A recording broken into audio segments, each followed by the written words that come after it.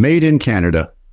It used to refer to quality products, but now Canada is known around the world as the leader in medical assistance in dying, or suicide by doctor.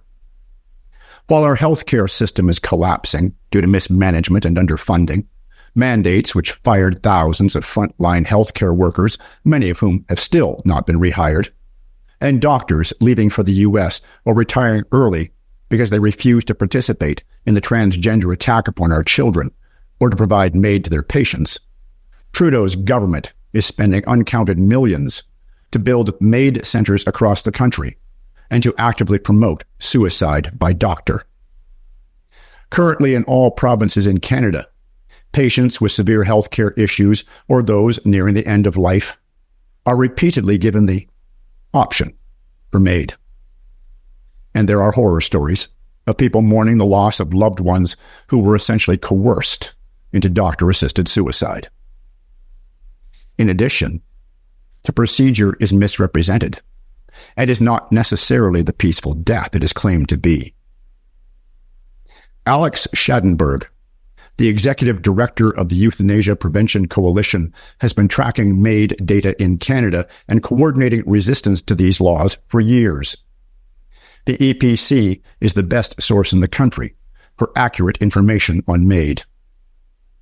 Alex estimates, from government figures, that since MAID was legalized under Trudeau in 2016, over 60,000 Canadians have now been killed in our hospitals and assisted suicide centers, making Canada the world leader for this procedure. And many of the victims are not demonstrably facing an inevitable death in the foreseeable future. MAID psychosis is permeating our country. Visitors to food banks are inquiring about MAID because it's too hard to be poor. And our government wants, as of February 27th, to make MAID an option for those suffering from mental health issues. While there is resistance to that in the form of Bill C-62, which would delay this until 2027, the success of that bill is by no means certain. And if our federal government passes legislation in just a few days that will legalize MAID for the mentally ill, their next step will be going after our children in the form of new legislation that would make MAID available to mature minors without parental consent. There is no legal definition of mature minor, and it is feared that children as young as 12 could opt to have a doctor kill them, and the parents would have no say. No way to prevent the tragic loss of their child, murdered by our government.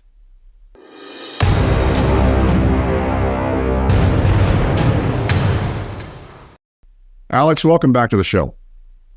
Hey, it's great being with you. It's been a little while, but these topics are pretty relentless, so I'm happy to be back with you. Yeah, I think it's actually been a couple of years, Alex, and the situation has just deteriorated dramatically. Recently, I reported on my news show that you're estimating that at this point in time, since it was legalized in 2016, we've had over 60,000 MAID deaths in Canada.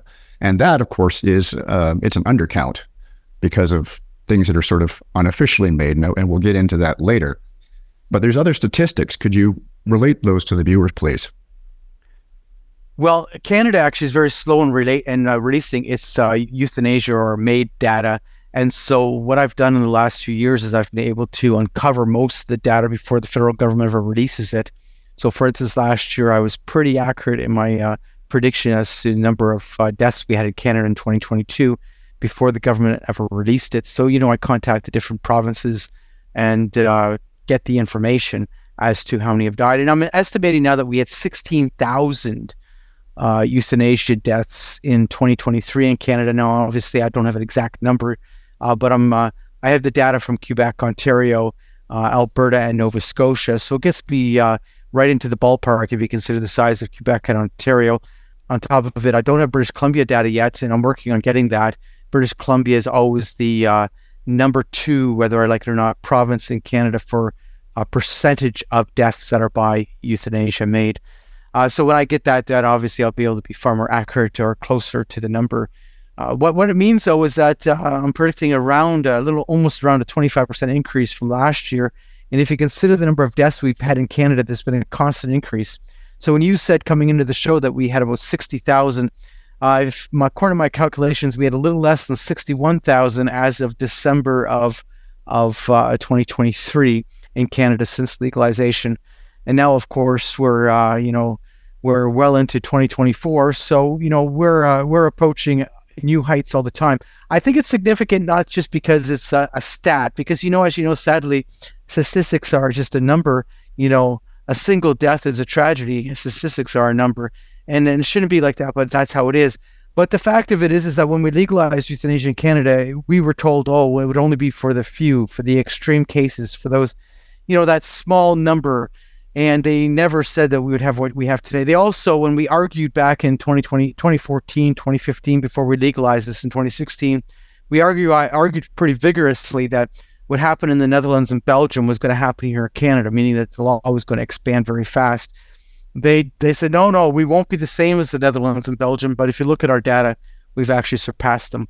And there's nothing to be proud of, but it's a reality, and it's a sad reality, and it shows you what's happened with killing in Canada.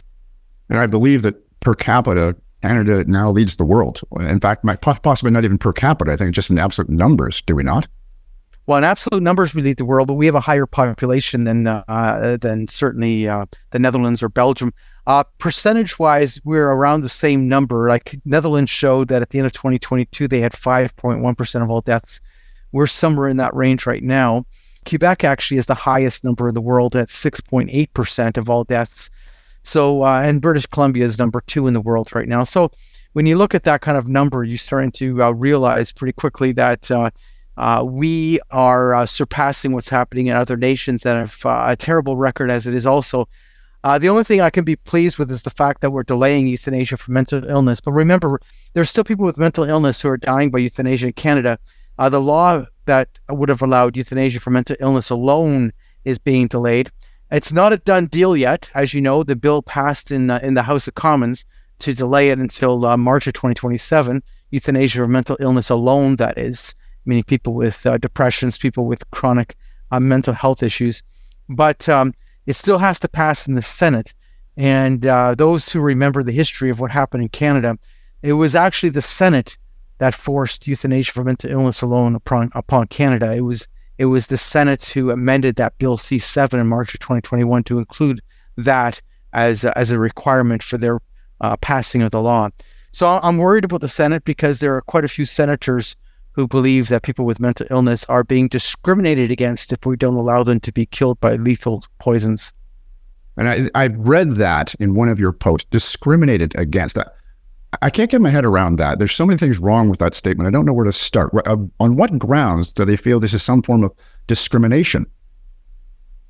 Well, as you know, Canada has this whole concept of equality that's sort of been mixed up because we look at equality and not in the sense of the reality of equality, but we consider it discrimination to deny somebody access to something that somebody else has access to. So that's how they're arguing it. They're saying that people who exist to have chronic mental health problems, that's a type of suffering. And so we are discriminating against them when we don't allow them to have access to lethal poison, death by lethal poison, simply because of the fact that if you're able-bodied or you have a physical health issue, you would be allowed to have this. So, if you consider the argument, it's based on this concept that suffering is suffering is suffering. But the problem with the whole issue of euthanasia for mental illness. Now, remember, I don't support any killing. So right off the bat, what I'm saying to you is showing you just simply how the argument of the other side dissipates in the fact that they sold Canada euthanasia under the guise of freedom of choice, adults who are freely choosing and who are autonomously choosing and who are capable of choosing. That's how they sold it to Canada. But people with mental health issues are often questionably capable of choosing. They're often not fully autonomous because of their health conditions. And so when we're looking at this, it really now questions the consent of the person. Yeah, we'd be killing them anyway. But, consent is just something to sell this. We sold this to Canadians based on freedom of choice and autonomy. But when you actually look at the issue, it's not about freedom of choice or autonomy. It is about killing.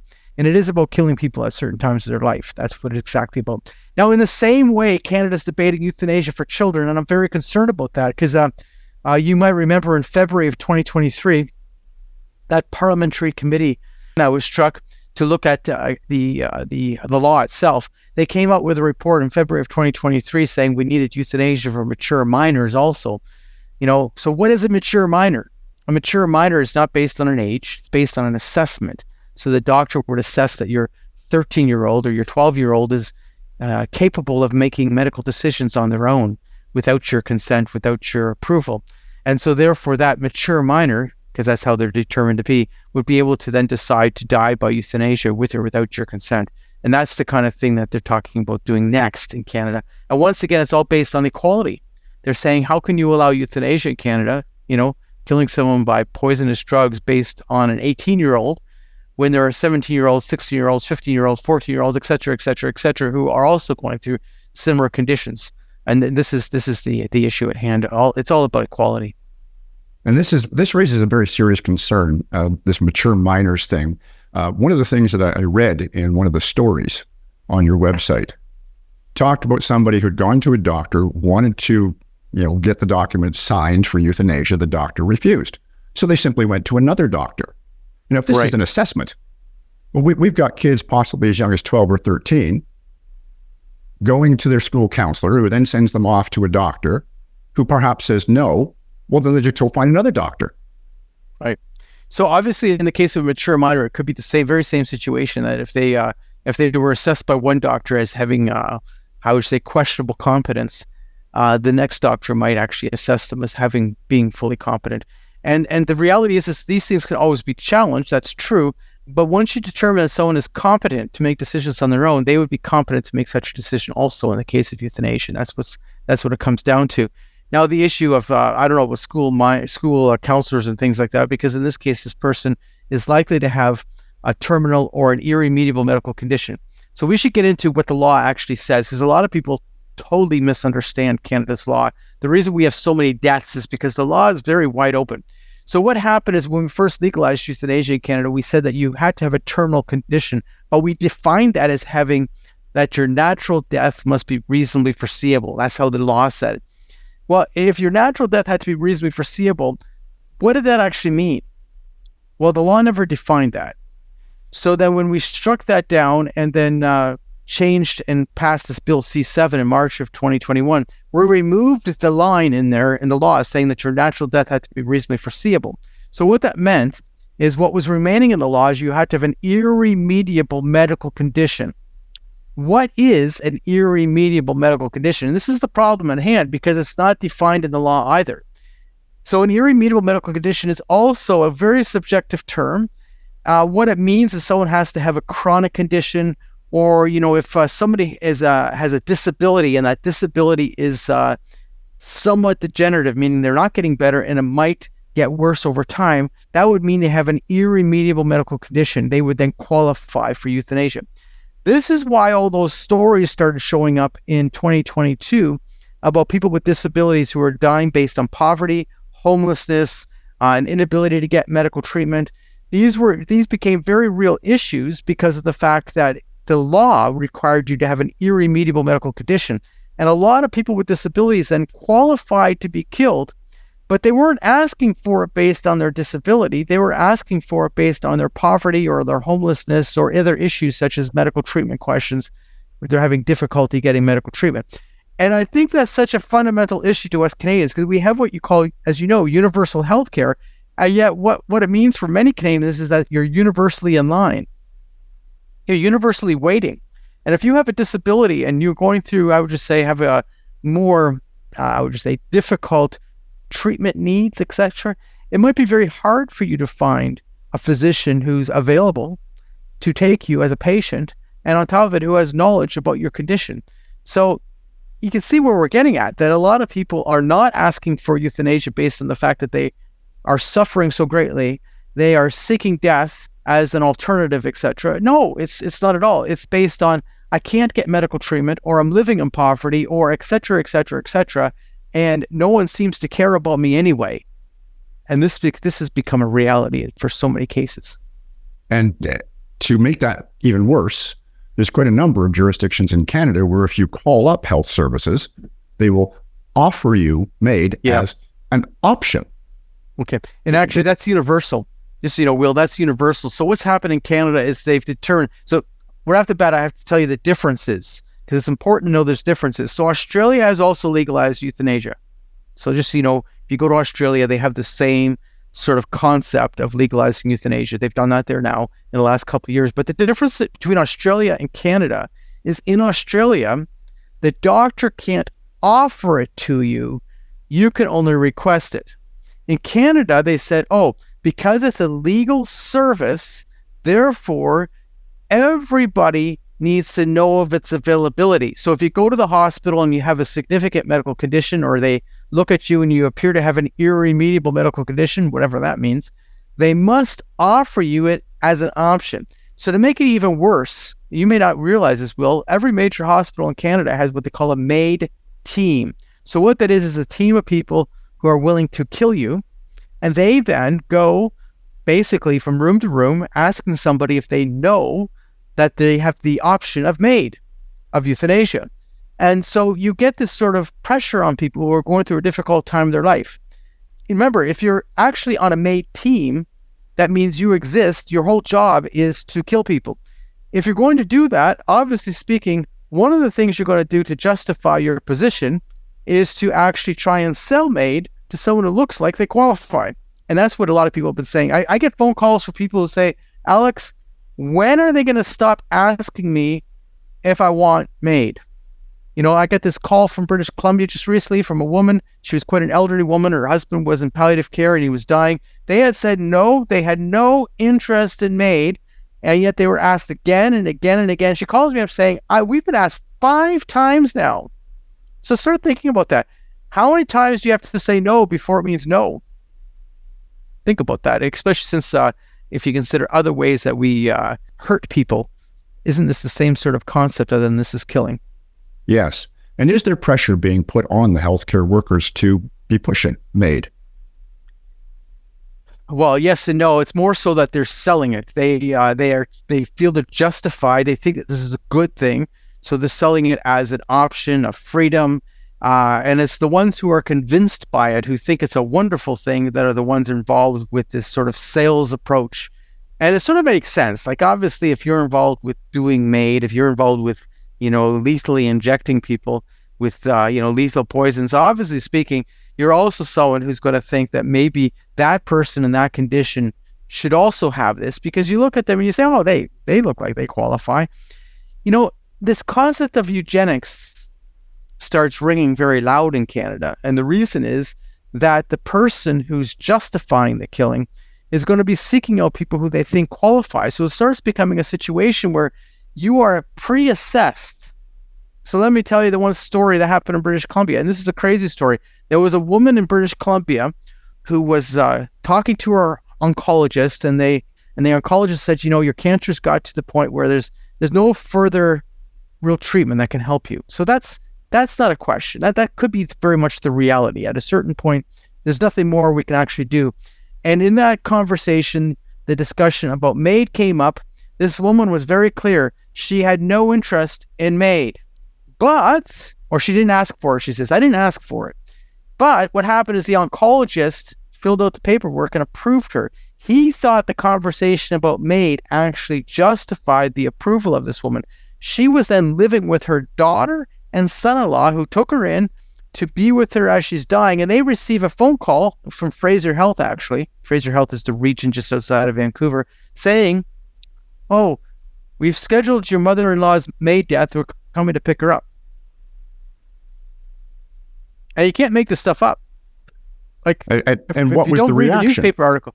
Well, the family said, no, our mother's not asked for MAID. Never happened. And they said that they were denying her right to die. They sent 2 people to the house. If you read the story, I'm telling you exactly what's said in the story. They sent 2 people to the house to come pick up the mother, and they wouldn't let these 2 people in the house. And then finally, Fraser Health sent someone over who was a little bit more, how would you say, conciliatory, who actually asked the woman if she actually wanted MAID, and she said no. But that gets to be pretty extreme if you think about it. It starts sounding like Monty Python, as crazy as it is. And you start thinking, well, why did this get to this point where somebody would actually be almost pressured because there's some concept that maybe she had asked for MAID when in fact she said, no, we discussed it during that oncology appointment. But she says, I never asked for it. I never asked for it. But you see, obviously speaking, a woman who's terminally ill, clearly terminally ill, easily qualified. There would be no question about the fact that she qualified to be killed. The question is why did you approve somebody who never actually said they asked for it? And conversations in that situation could go very awkwardly, especially since the family said that during that conversation, she had been partially sedated due to her cancer. So the woman is in a situation where she's not necessarily in her full capabilities, considering the fact that because of her cancer, they did partially sedate her. And I'm not going to argue with that. Obviously, if you're going through some difficulties, sometimes it's good to have some sedation. But then to assume that she had asked for something that she says she never asked for, to me, is pretty crazy. There's a whole other side, of course. The family saying, no, she never asked for it. And they said, oh, you're denying her her right to die. That's craziness. I'm sorry, that's craziness. Yes, it's only a matter of time before they catch somebody in a situation like that when they're having a bad day, or yes, perhaps they're sedated and they're not capable of making a rational decision at that point. And this person essentially gets put down when they didn't want to be. Well, that's exactly it, because the whole concept of freedom of choice and autonomy is only a sales pitch. Once you start killing, the difficulty is that people become used to the act. Once you have people who have been involved with killing X number of people, it starts becoming just something that you do, and you start, defending it as this is a beautiful act. Look at it. I help that person out of their misery and out of their suffering. You start justifying it more and more and more, and it becomes easier and easier and easier to do it. But look at the other thing that's happening with our healthcare crisis. Now, when I talk about healthcare crisis, I'm sure there's nothing new to Will when I'm saying this, that the fact that we are in a healthcare crisis there at Canada. And yet you have these recent stories out of British Columbia. There were several of them. There was the one story of the woman that came into the media first. This is what precipitated these other stories. There was a woman in British Columbia who had cancer, who was told in British Columbia that there was nothing they could do for her. And what happened is that she then contacted several places in the U.S. who told her that, she could be treated. She went to a hospital in the U.S., received her treatment. She not only recovered, she got married. And in the article, it shows her picture in Hawaii on her honeymoon. And now the whole point of that article was she was urging the British Columbia government to pay her for the cost of her cancer treatment because they weren't offering it. And yet she went somewhere else to get it. But because that article came out, several other articles came out. So there was the one guy in Victoria, BC, who was approved for cancer treatment, and then he was put in the queue to wait for his treatment. 10 weeks had passed. 10 weeks, no treatment. He was constantly contacting them saying, when is my chemotherapy going to begin? So it wasn't that he was the silent one that was just being meek and mild. It's just what happened is that they kept on saying, we're moving you up in the line type thing. And what ended up happening is after 10 weeks, they said to him, your cancer's gotten much worse. And he was saying, well, I'm in a lot of pain now. So he then asked for euthanasia. So you see, first of all, the article explaining this guy died by euthanasia not because he didn't have a treatable medical condition. He did have a treatable medical condition. He was identified as having a treatable cancer. And yet at the same time, because he never received the treatment, in the end, he decided that euthanasia was the option. So this is a crazy form of abandonment. But if you go further, now we've seen a few other articles about that same story because the family's in mourning. The family's saying, well, look, there are other people, they got treatment and their loved one is alive today, or they went to the U.S. to get treatment and their loved one is alive today. And my husband's dead because he didn't get treatment and he was treatable. And there's been a few other stories like that. So it shows you how the healthcare crisis, one of the few things for getting in healthcare reform, one of the few only things we're getting in healthcare reform, it's called euthanasia because dead people don't need treatment. Yes. Dead people don't need treatment. And it's extremely cheap. Well, it is fairly cheap. That's exactly it. But, it shows you how this is abandonment because of the fact that not only did this man wait for his treatment and in the end not receive it, but died instead. But on top of it, this is not about choice. It's not about freedom. now he's in a lot of pain and he's told, oh, well, there's probably nothing we can do for you now. Well, thank you very much. I feel a lot better about this. Thank you very much. I think we're going to choose death now. And is that a free choice? Is this really about choice now? We start analyzing this and we realize that that's just a flag they wave to make us feel better about killing people. And Alex, I'd like to personalize or humanize that story just a little bit more. 8 years ago, I had stage 4 throat cancer. If I had not gotten treatment quickly, and I had a 12 and a 14-year-old at the time, I'd be dead now. Absolutely. That's exactly how it is. That's what they're doing to people in this country, is because they're delaying these cancer treatments, they're sentencing them to death and then turning around and offering them MAID. It's absolutely ridiculous. And nobody talked about this when we were first talking about legalizing euthanasia. Now people, some of the people realize that this could be the end result, especially since we pride ourselves in having universal health care. We pride ourselves in the fact that whether you're rich or poor, you can receive medical treatment. But nonetheless, to receive medical treatment, it better be timely.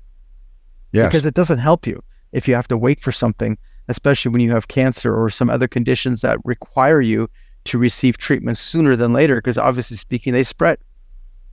Now, earlier in the interview, Alex, I made reference to my opinion that these deaths, these MAID deaths, are actually undercounted because they're not all exactly MAID deaths.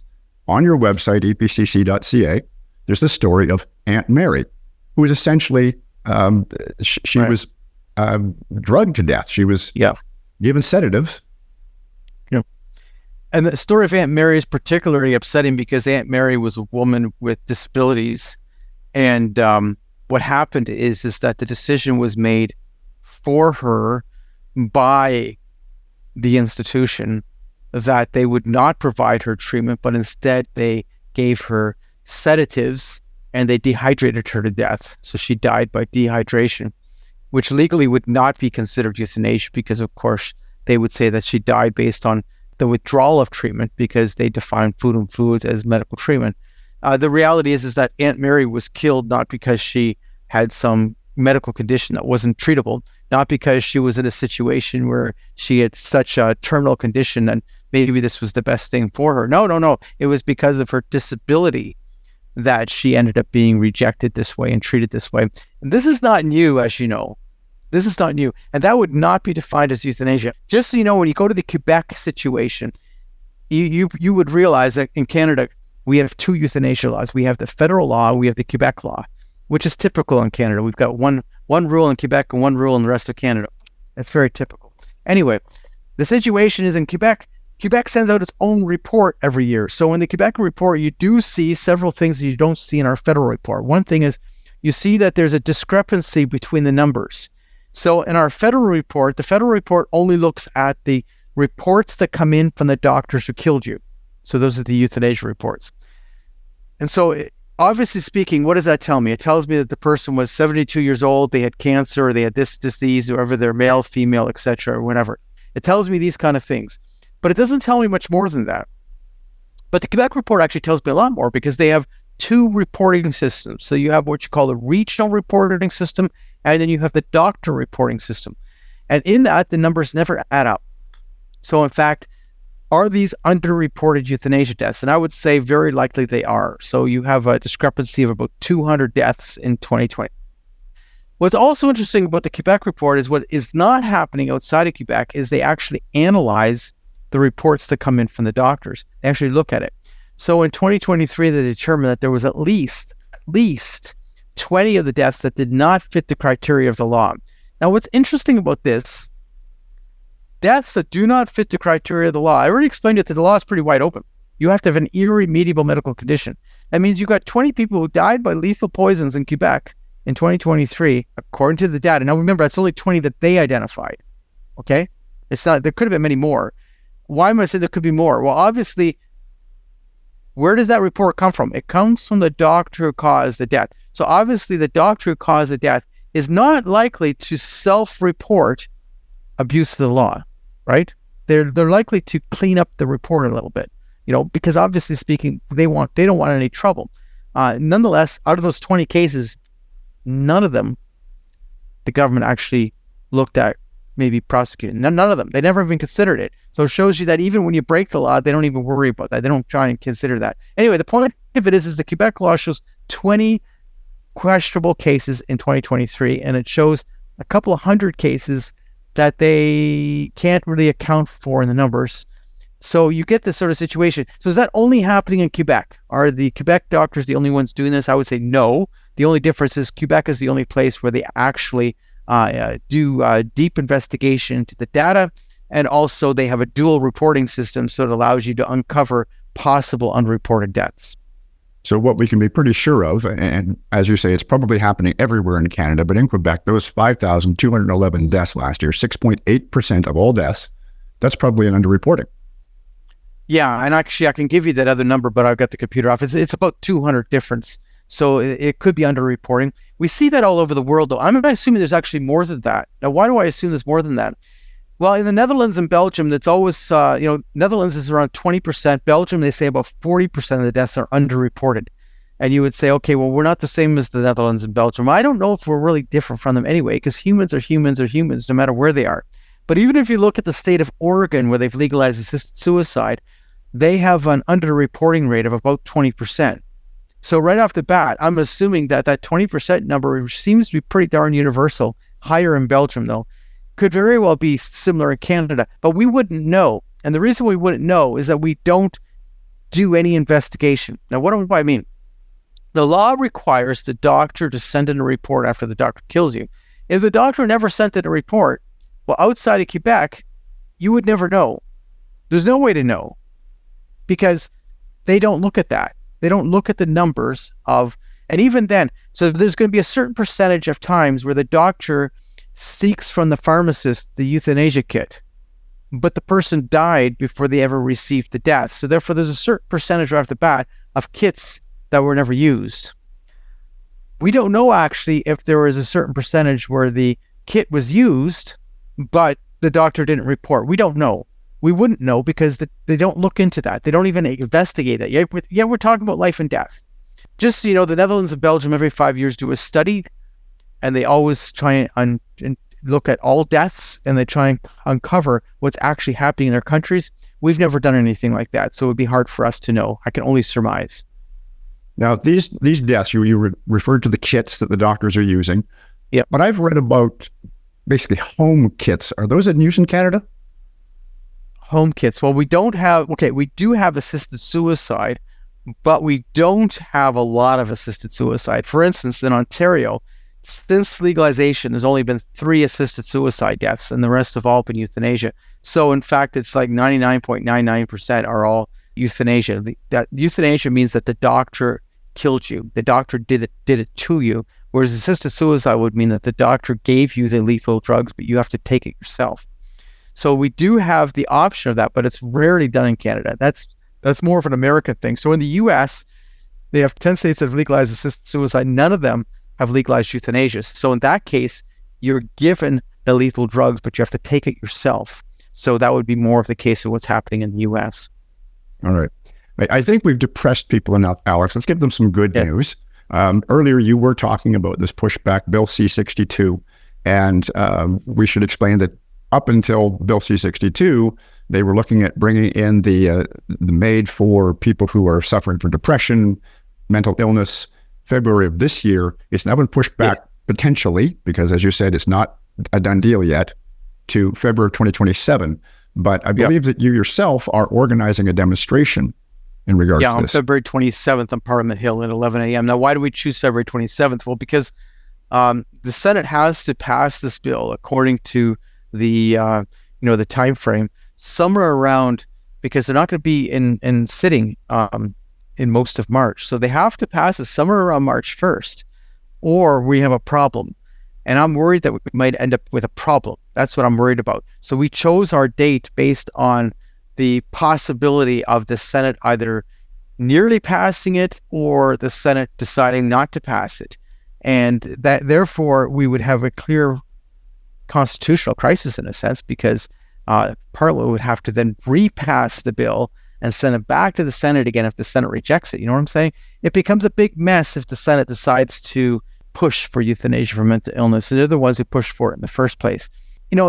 what's crazy here is that most Canadians oppose euthanasia for mental illness alone. If you've seen the polls show that 28% of Canadians actually support it. Now, 28% of Canadians support euthanasia for any reason. So, the fact that 28% support euthanasia for mental illness alone, like they the same 28% support euthanasia for children, euthanasia, you name it. They think it's a great thing and they're all for it. But the majority of Canadians are opposed to that. They might be in favor of euthanasia as a concept, which is what we've seen in the polling. But even that's actually gone down. If you look at the polls, that number has been dropping since we've been seeing all these crazy stories in Canada, but it's been only dropping by a few percentage points. But nonetheless, Canadians oppose this. I'm concerned that the Senate of Canada is going to rattle the cage a bit.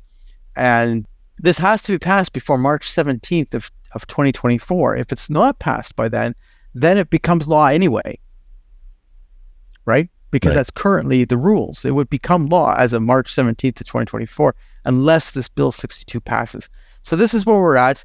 I'm hoping everything's going to be fine. I'm actually, you may think I'm depressing, but actually I'm pretty much of an optimist in life, to tell you the truth. I actually smile a lot and I say jokes that I shouldn't say. But I mean, the fact of it is I'm hoping that everything's going to be fine. But that doesn't mean it will be fine. And I'm pretty much a realist that way, that things could go the other direction. The other thing about this is this Liberal government is not necessarily done with this. The difference is that I think they're afraid of an election. Because you would say, well, why are they actually backing off on certain things in Canada right now? And I think it's got a lot to do with their fear that they're going to bump into an election soon. And anything that's unpopular, they want to put it aside until after the next election. So this is one of those things. Euthanasia for mental illness was not popular. So if it's not popular, then you better delay it until after the next election. And so that's why I think they did what they did. I really believe that they're not opposed to euthanasia for mental illness alone, or they would have actually reversed the law, which is what we were calling for. Yes, and of course, when you talk about 28% being in favor of, that also means 72% are opposed to it, at least for certain uses. And we can certainly hope that you'll be successful in getting this Bill C-62 passed, because the problem, of course, is that if they pass this one, the next one is going to be the mature minors. Well, that's exactly it. Mature minors are definitely on the list to be next. There's no question about it. We need to, there's already a recognition that we need to start a campaign to inform people that this is the next on the political agenda, the euthanasia for mature minors. And people would say, oh, well, 14, 15-year-olds. Well, think about it. A mature minor is not a 14 or a 15-year-old. It's based on an assessment. When you talk about that 11-year-old girl who's, going on 27, that mature kid, this is someone who might get assessed as being a mature minor. Why should I be concerned about this? Well, first of all, the whole question of consent is really questionable here. But on top of it, it's your child, and your child who's determined to be a mature minor doesn't need your permission. Your child could be killed without your permission, because that's how the laws work. That if a child is determined to be a mature minor, they don't need your consent to do something. That is the reality, and that's how the law works in Canada. And this is very concerning. There's already a situation where we have a lot of Canadians who are going through PTSD about euthanasia. We get calls, emails from people talking about how their father died, their grandfather died. I got a call from a woman not so long ago. His grandfather died by euthanasia, and she absolutely loved her grandfather. She's been going through all this, bereavement and mourning about her grandfather's death. So she got in to see a counselor, and the counselor told her what? You shouldn't be grieving this. You should be happy for him. This is what he wanted. And I'm thinking, excuse me?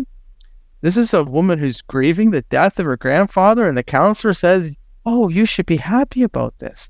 Well, whatever. But the fact of it is it's natural to grieve the death of your grandfather, especially if you're very close to him. This is the kind of things that people are going through. You have situations of spouses. We had a call recently from a woman whose husband had been approved for euthanasia, and she was absolutely opposed. Absolutely opposed. She was absolutely shocked that her husband was approved for this. There's a lot of grieving going on about these deaths. This is not as easy as people think. And on top of it, the death isn't as easy as you think either. So, all of this is a bunch of, storylines that have convinced us that killing is a good thing. Killing is not a good thing. Killing is not about, freedom. It's not about autonomy. It actually ends autonomy. And it's certainly not about freedom when somebody else kills you. And that's what euthanasia is. Now, you've just made reference to the death not being as easy as people think. Can you give us some details on that, Alex? Well, in Canada, it gets covered up pretty easy. But what is it actually doing, okay? What do they actually do with this? So euthanasia is not what people think. They told us that the drug actually stops your heart. And now when you're reading the literature about how these drugs actually work, so how does drug A, B, and C actually work? Well, I knew that it was a 3-drug system. I knew that already. It's just a reality. They give you one drug that puts you into a type of a coma. So that means, they put you into a sleep. The second drug, what it does, it puts you into a form of paralysis. Why do they paralyze you? The reason is that the drug that kills you is so harsh on the body that we knew this from the Netherlands, from studies in the Netherlands, that some of these people would go into convulsions. So in order to prevent the convulsions, they give you a drug that makes you go into a paralysis.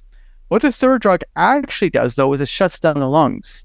So what happens is your lungs fill with fluid and you die of suffocation. That's what you just, death by drowning. But the doctors will say, oh, but it was such a beautiful death. Yeah. So yeah, they've put you in coma and they've paralyzed you. And then they tell you it's a beautiful death. Well, if you put me in coma and you paralyze me, yes, I'm going to look pretty, beautiful when you kill me. But guess what? Does that mean my mind has stopped working? Does that mean I'm not suffering the most horrific 2, 3, 4 minutes of death? Of course it doesn't mean that. How would you know when you put someone into a type of coma and paralysis and then you shut down their lungs that, oh, it was a beautiful death? You can't move. And of course then your heart stops beating because your lungs have filled with fluid. Your lungs have stopped, taking in air. And obviously then your heart stops beating afterwards. And that's how they do it. Yes. But there's multiple stories. Sorry to interrupt, but multiple stories of people who were in comas, not necessarily induced ones, but people who may have suffered a trauma or whatever. And when they came out of the coma, reported that they could hear everything that was going on around them. Absolutely. So how do we know? Well, the fact of it is that because in the case of euthanasia, there's no survivors. And how we do it in Canada is that we give the doctor from the pharmacy, they get a euthanasia kit. And the kit then has everything in there that they need to kill you with, right? But the kit has a second dose of the drug that makes sure that your lungs are shut down. And so what happens is let's say you didn't die in 15 minutes, they give you the second dose. So obviously speaking, the doctor is there, the doctor makes sure you're dead. Dead people, of course, don't tell stories. So we think that this is all wonderful and beautiful and everything. And everyone says, oh, they look so serene. Yeah, you got them in coma and you paralyzed them. And of course they look pretty darn serene. Yeah, all of us do when we're in that state. It doesn't mean we actually are. Let's be brutally honest. We don't know actually how they're feeling. And there's no way to know because they're all dead. Yes, so what we potentially have here, and of course, I'm not trying to frighten people, but we need to know the facts. It is potentially a situation where somebody is drowning in their own fluids, 15, 20, 25 minutes, and they're aware of what's happening. It could very well be, but it's impossible to discuss it because we've killed them all. And the only reason we have even real data on this is because of capital punishment in the U.S.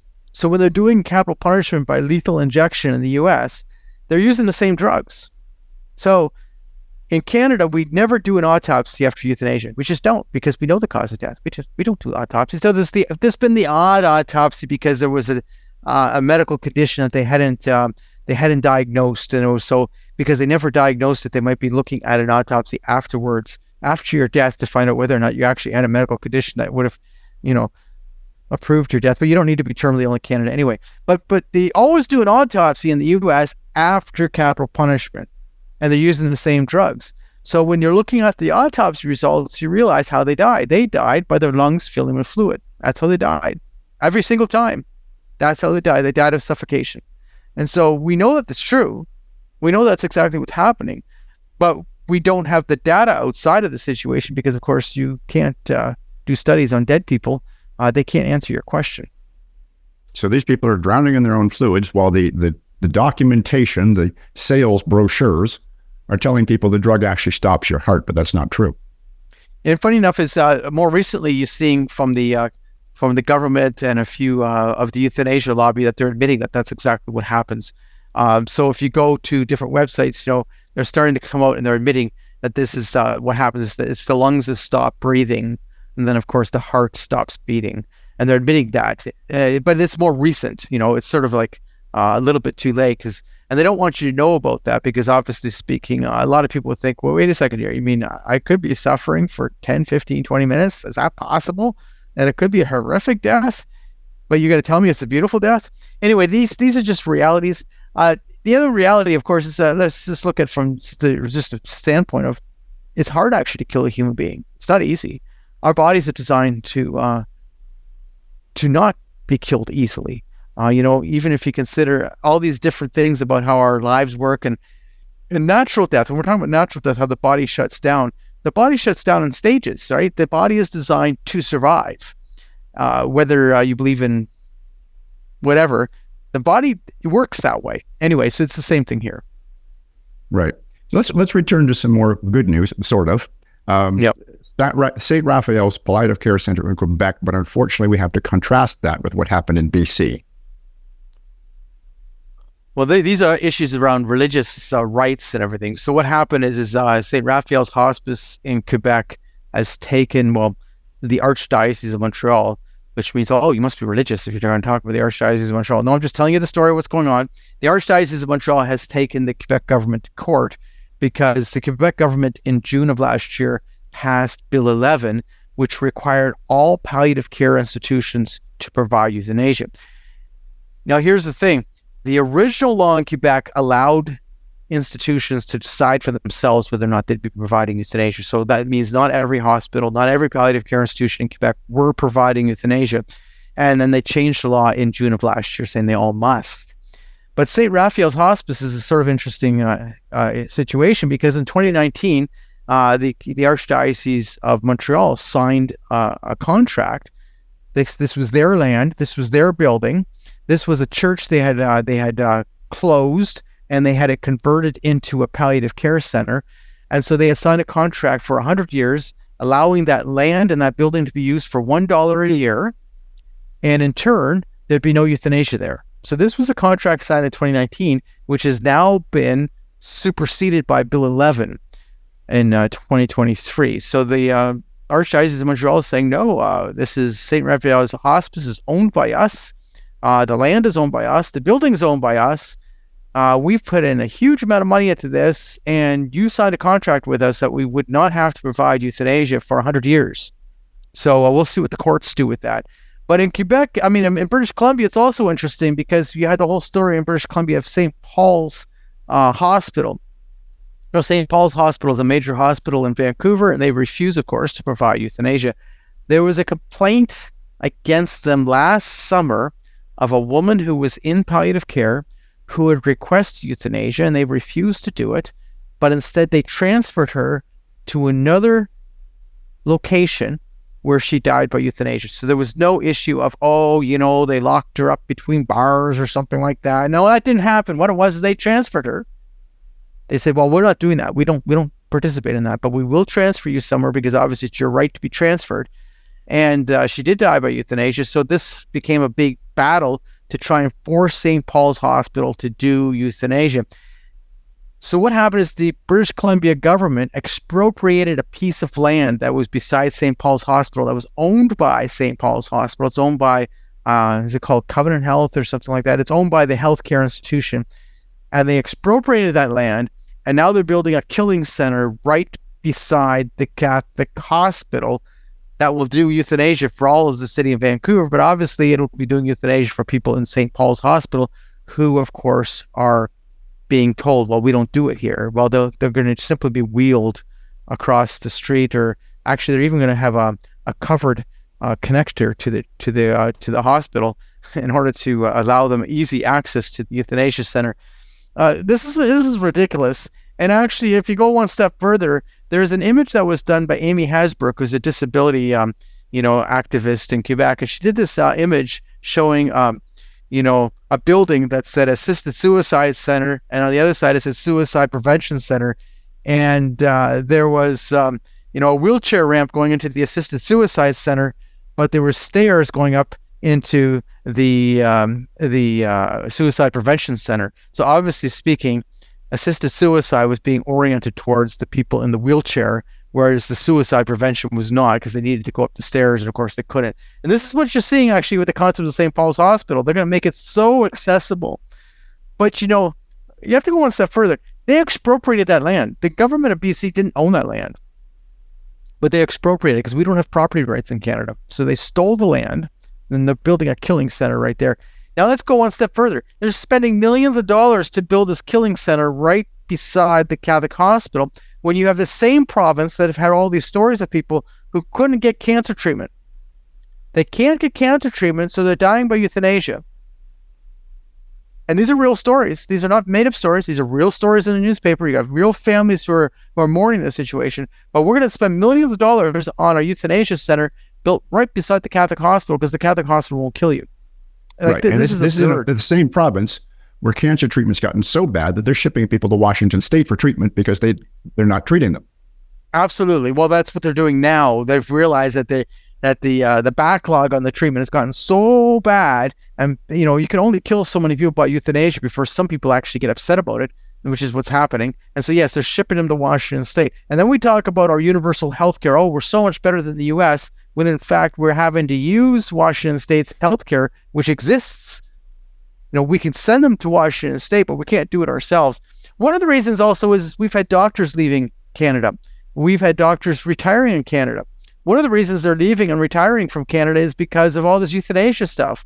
We've had excellent doctors who refuse to kill you.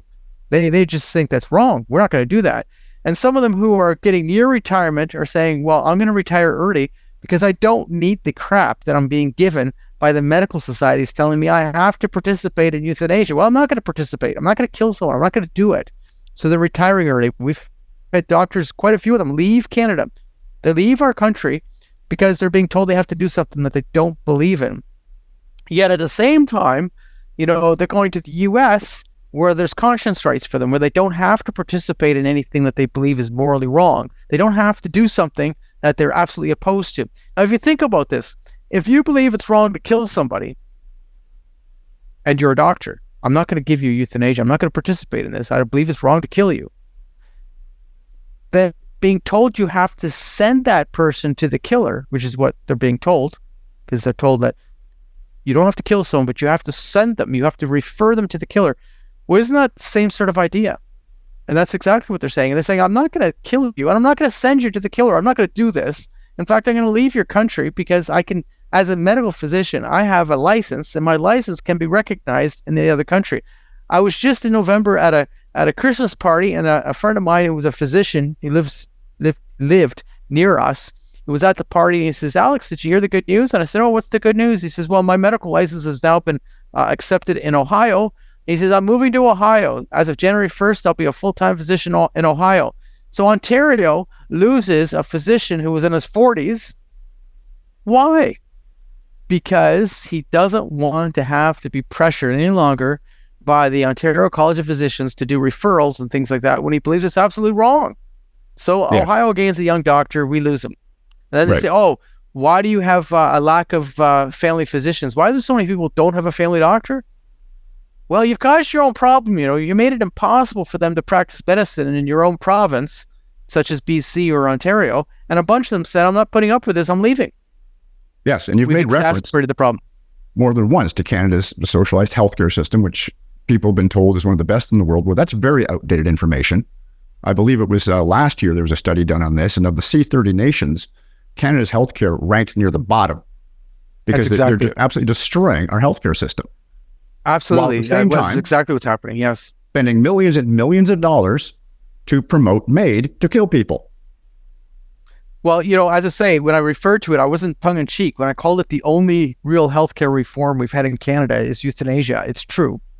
Like, all the healthcare reform we've been talking about has been to dump more money into a system that is failing. And I have no problem with putting money into a system that's working. I have no problem with trying to make the system work. I have a problem when what you're saying is the only real effective thing we've actually done in the last 20 years to lessen our waiting periods is to kill people. We've approved euthanasia. And obviously, dead people aren't in waiting lines for treatment. Dead people don't need treatment. And obviously, that is going to free up the system a bit. The only problem with this is well, A, we're killing people. B, it's really abandoning people. But thirdly, a bunch of your physicians aren't happy about it and have left. And then you start thinking, oh, how could this be? Well, you created the problem. Not all doctors think it's a good idea to do euthanasia and to kill people. A lot of them think it's a crazy idea, and they won't do it. And a lot of them have left. Yes. Or retired. Yes. A lot of them retired. I was speaking recently in a small town in Northern Ontario, and the doctor, just after my talk, this doctor comes up to me and says, Alex, I'm 63 years old, and I'm right now shutting down my business. I'm retiring. And he said, the reason is not because I wanted to retire. I had no plans to retire. I'm healthy. I'm doing well. I've got no problem with being a physician. My issue is I don't want to be going before some tribunal of the College of Physicians of Ontario to be told I have to do these referrals when I'm not going to do it. I'm not going to refer people for euthanasia, and I'm not going to do it. And he says, so I don't need the money, and I don't need the aggravation. I'm retiring. Well, what happens when you have a 63-year-old doctor who's perfectly healthy? Most doctors continue to, they're around 70 on average. Well, he's obviously got a whole bunch of patients who now lose their doctor. What do you do then?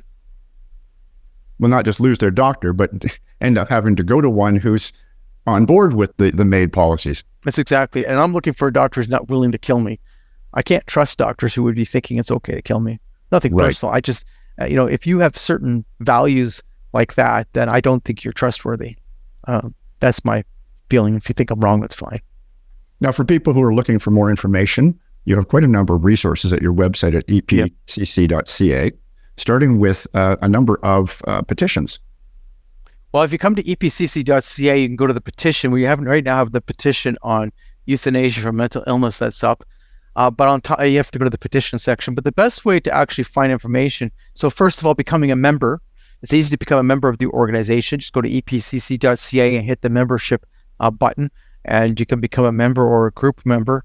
The other thing is that we have a blog. So the largest source of information on this topic in the world is on our blog, and you just click on the blog button. It takes you to the blog, and you'll notice that we have well over 5,400 articles that have been published over the years. And the nice thing about it is if you're wanting to find out more information about what's going on, all those articles link to the original articles. So let's say there was something printed in the National Post about something.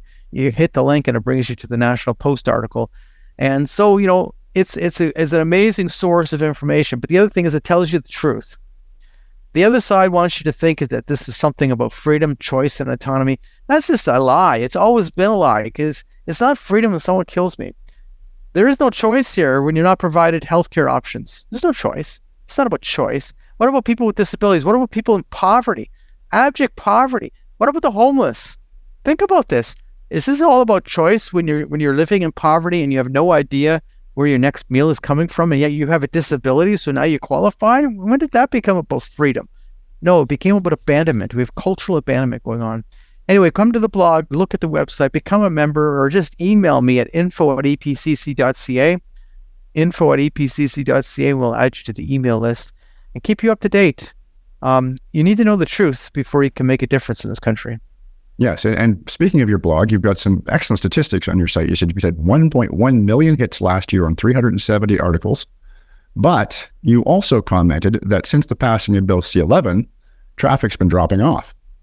Oh, yeah, that's very interesting indeed. You say that, because that's a whole other issue about freedom.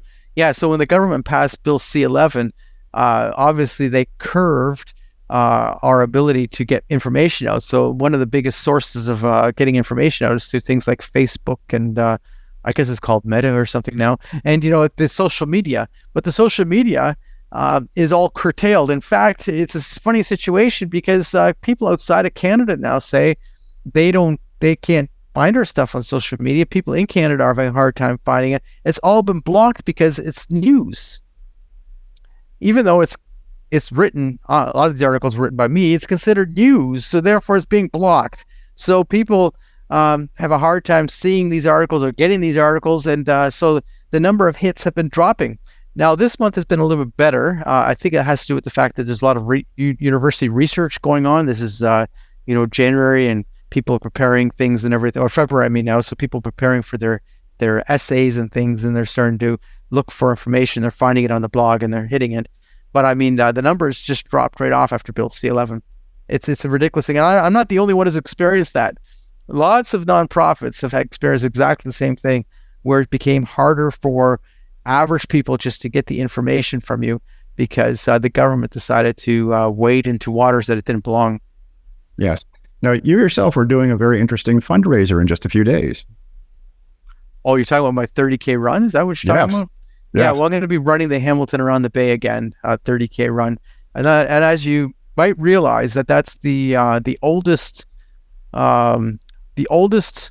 continuous run in North America, the Hamilton Around the Bay. And it's I have to watch my French. It's a heck of a run because there's a lot of hills in Hamilton.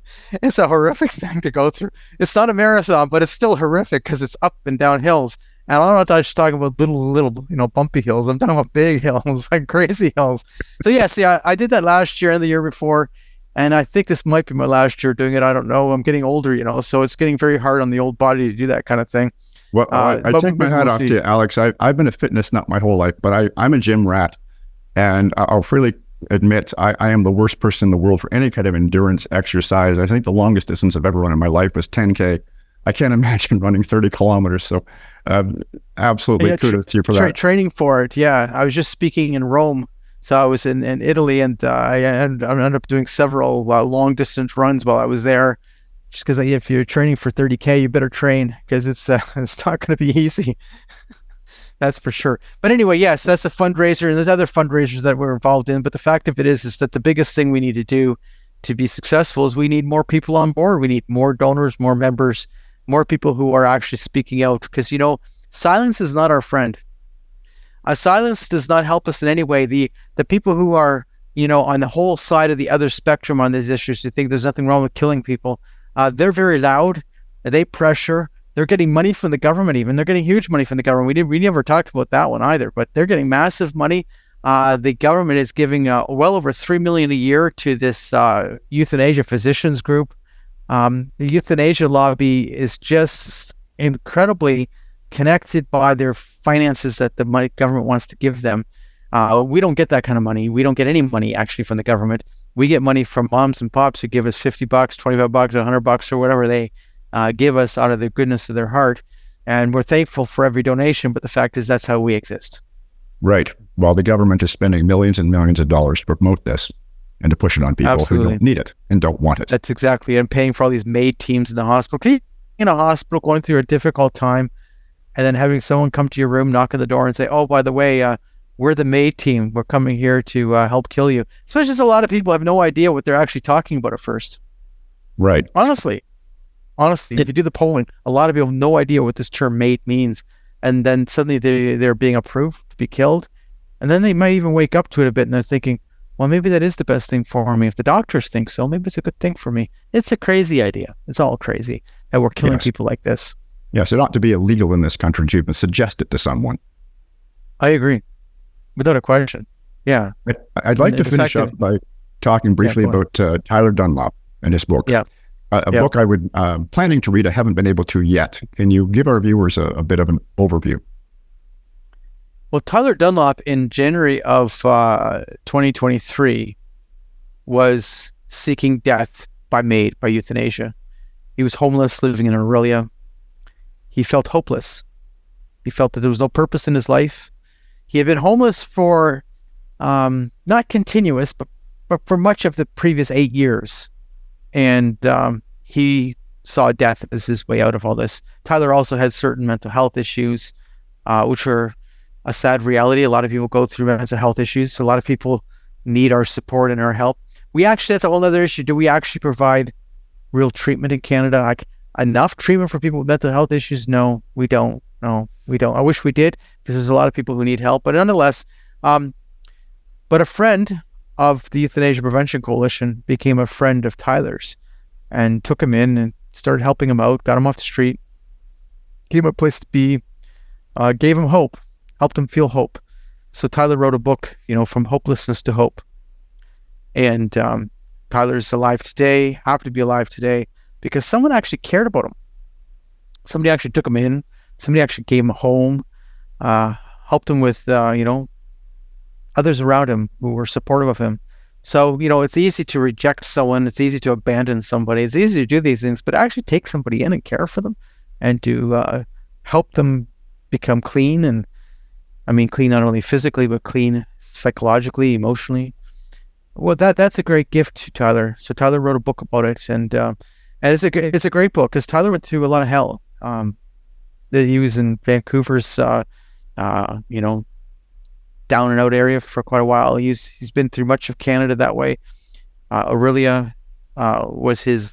He thought the last place he would be, that he would die there, but he's happy to be alive, and I'm thankful for that. But he's the prime example of what needs to happen.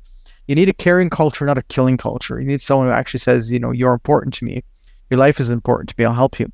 And the government isn't doing that. So, in this case, this man named Tim helped him out. And I'm very thankful to people like Tim who actually put themselves in a line to help somebody else. That's what it takes sometimes. Right. And folks, the book can be purchased at epcc.ca. You can find the book in the shop there. Alex, thank you so much for the time for this interview, for the work you're doing with the Euthanasia Prevention Coalition, and for helping to raise awareness and get people talking about this, because as you and I have discussed, if we allow this to continue, they're coming after our children next. Absolutely. And as I'm going to say, Will, you probably have a lot of listeners or people watching this who may actually have support for euthanasia. Let me tell you, we all human beings, we all fear. But the concept of someone actually killing you, you should fear that even more. Thank you, Alex.